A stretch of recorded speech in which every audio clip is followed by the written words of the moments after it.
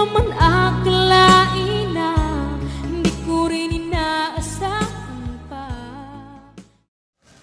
Narito tayo ngayon upang matunghayan ang nagiinit, nagbabaga at talaga namang usap-usapan at nagtitrending na latest issue ni Ate Erica. Sa pagpapatuloy ay narito muli si Kalingap Val Santos Matubang upang pag-usapan ang issue sa pagitan ni Ate Erica at ng kanyang pamilya, lalong-lalo na sa kanyang lolo na si Lolo Miguel. Dito nga ay kinakausap ni Kalingap Val ang tita ni Ate Erica at dito nga ay binasa rin ang pagbabanta kay sa tita ni Ate Erica at sinasabi na talagang kakasuhan daw sila. Hindi naman natatakot ang tita ni Ate Erica. Para mas Ay! Sinunawin ko lang kung ito yung babaeng ito. Para magklaro ko lang. Apo, siya po yan. Ano ito? Apo, yung stories na sinasabi siya. Kasi may minsay din sa iyo. May minsay sa social media na basa ko lang din. Ikaw ata ang pinatamaan dito. Nandyan din po yung mga text nila sa amin. Ito po ibon, dinidelete. Make sure na may ebidensya ka. Amin. At baka warrant of arrest ang darating sa iyo. Mark my word. Hindi pala po. Kayo ang sumira sa sarili ninyong pamilya at buhay. Will see you in the court. Baka sasablay, maubos yung ipin mo. Maubos yung ipin mo. Ha? Papagunot na nga ako kuya, para gugutay ngayon. Baka malunok mo yan. God bless and see you in the court. Naku, delikado ka. Panindigan mo lahat ng sinabi mo, ha? Gather some evidence, yung totoo kasi pag hindi kayo ang kawawa, kayo ang nag-umpisa, hindi ako. Di mo nga mabanggit pangalan ko. Imitory. Sombra mo, pakialaman sa hindi nyo naman pera at buhay. Be ready for yourself. Nagpauto kasi kayo, yan, kayo din nagpapahiya sa korte.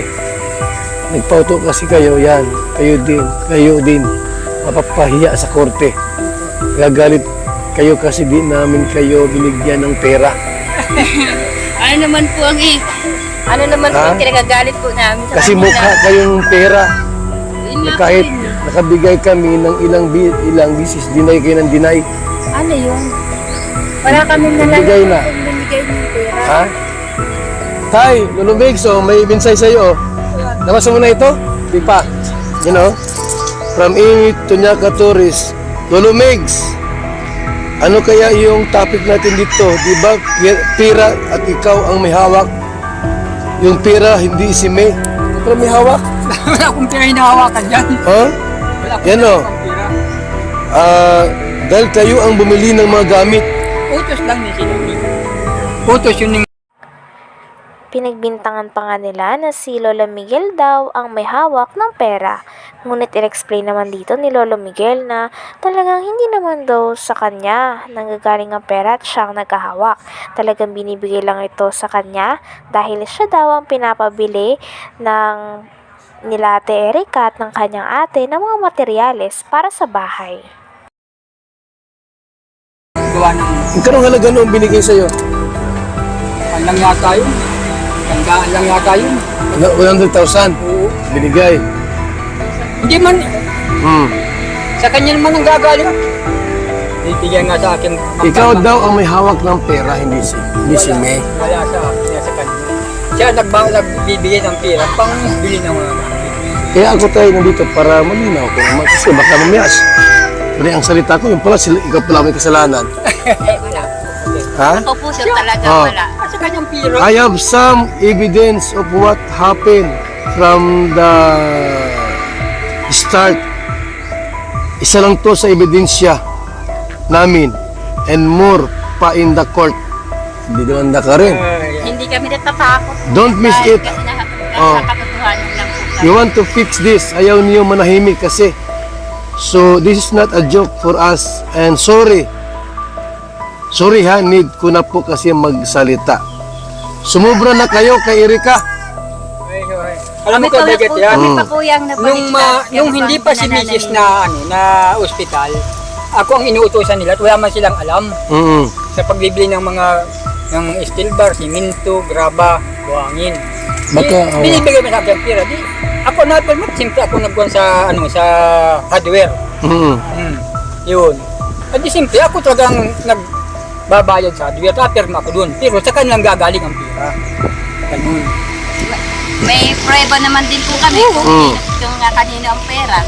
Kahit tiyahin ko kapag salita. Oh. So, sumubra na kayo kay Erika, sabihin ko sa iyo, hindi kayo obligasyon ni Erika, ni Kikay. Ang dami po pang anak sila. Alam pong mga anak. Ang dapat ay obligasyon sa inyo. At wala kayong pakialam doon sa pera ni Jun A. O pera namin dahil hindi po sa inyo yun. Wala kayong karapatan sa perang yan. Ano ko karapatan dahil nagpapatulong sila sa akin. Ang sabi, tulungan, wala silang alam, magpagawa ng bahay. Ako nagpawa ng bahay na yun. At yung bahay pong yun ay sa barangay. Looting yun, ako ang nagbili noon. Ngayon, ang sabi ko doon sa binili nyo, nakuha, at diyan din nangyari, walang kurinti, di itong madali at may kurinti. Di, pick ko namin yung kurinti. Dito nga din in-explain ni Lolo Miguel at nilinaw niya na talagang wala siyang kinalaman o hinahawakan sa pera nila Ate Erika. Kung meron man daw siya na nahawakang pera galing sa kanila, ito daw ay kanilang ibinigay at ipinabibili ng materyales para sa bahay nila. Ngunit kung tatanungin siya ng pera na pambili sa sarili niya o sa mga sarili nilang pangangailangan, wala daw inabot sila Ate Erika. Pick ko namin yung kurinti, pinalo off namin, nagkaroon ng kurinti. Ayun ang pinagawa namin para madali-dali na. Ay pira sa sabi na ako naghawak ng pira, hindi wala sa akin yan. Sila nagbibigay ng pira sa akin na pambayad sa mga biyada. Inutusan ka lang. Utos lang. Nga po, ginamit lang ako. Ay kung alam ko lang ang magkakaganyo, hindi ako masunod sa kanila. Yung ganyang ginagawa. Bakit tayo nagkaano kayo ni Shelami at Erika? Bakit nung pala inutusan kanilang bumili ng mga materialis? Tapos ano nangyari pagka Ay doon na nga po sa iwalay kayo? ng hospital. Ganyan na nga po, pag-uwi namin, wala na sila, hindi papaalam, walang respeto sa amin. Sabi ko, parang hindi na tayo kapanito, ka-pamilya. Pagdating namin, wala nang tao dito, yun na nga, nagpunapatan lang ng konting tampo, pero hindi pa rin. Ano ka doon?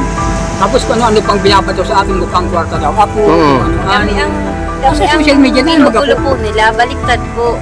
baliktad nila. Kaya nga po ako nag-video na kasi sobra na po yung mga ginagawa nilang kapwa-anuhan sa amin. Para po malaman po ng mga tao kung sino po sa amin tama. So, Po sa mga paratang po nila Nandyan din po yung ebidensya na sinasabi nila sa akin, nandyan hindi ko ini-erase yung mga text. wala, nilinaw ko kasi meron siyang pinost sa social media at na marami nakabasa. Baka naman yung sinasabi niya, meron din katotohanan. Kaya pumunta ako dito. Hindi po kami natatakot, Kuya Bal. At ang Nakakatotohanan lang. totoo niya, tututusan niya. Ako ang marunong akong magkuhan sa Yan Kuya Bal, babae na yan. Ito yun. Opo, yan. Ito yan ha. Opo, yan. Ito yan ang mga kalingap po. So yan o. Butog din ang masyado. Yan Ito po. sinungaling. Yan po Kuya Bal, araw-araw po yung kausap ni May, umaga, gabi, yan mukha na yan. Yan. Bakit